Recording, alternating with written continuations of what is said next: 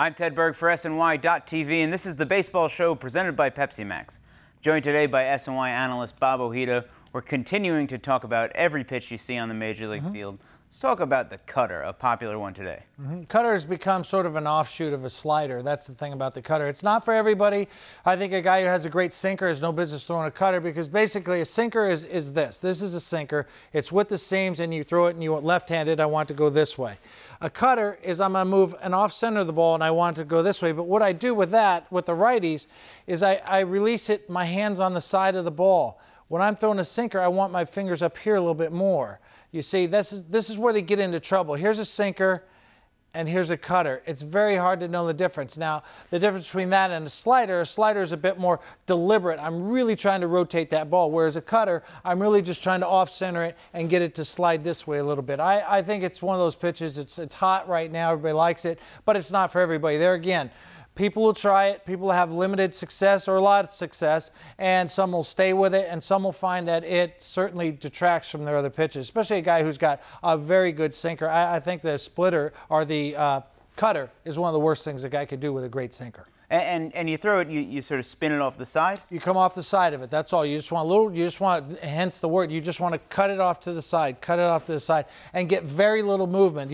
This much movement is enough for the cutter. Slider, you want about that much. You want much, much more movement, but there again, it's a very valuable pitch if you know what to do with it. If you know you're going to start on the plate and end it on the hands. If right-handers, a lot of times will throw this pitch as well. Start it on the lefties, middle in, and have it cut into his hands, because the lefties are notorious low ball hitters.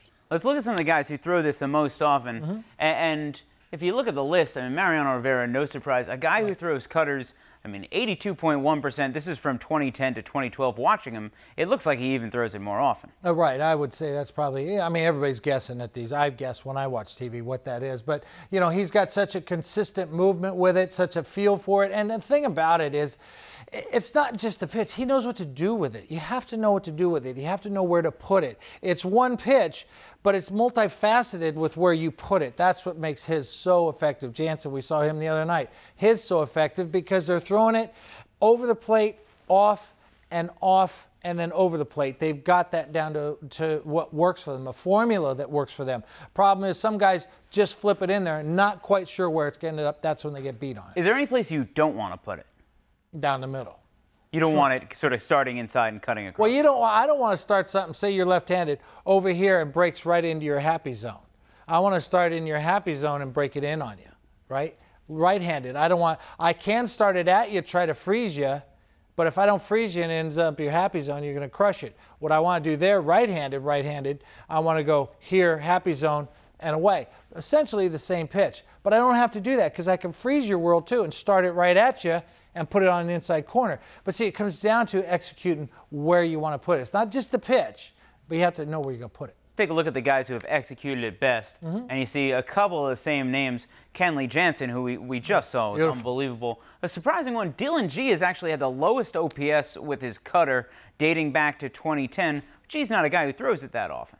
Well, yeah, sometimes the numbers are misleading, and sometimes the pitches are registered as this and they're not. Now, he throws a fair amount of cutters, but one thing about Dylan G, one thing he does so well is he stays out of the middle. He has to. He doesn't overpower you with much. Most pitchers have to stay out of it. Bobby Parnell throws a million miles an hour, has to stay out of the middle. Dylan G just happens to do a very good job of it with his cutter.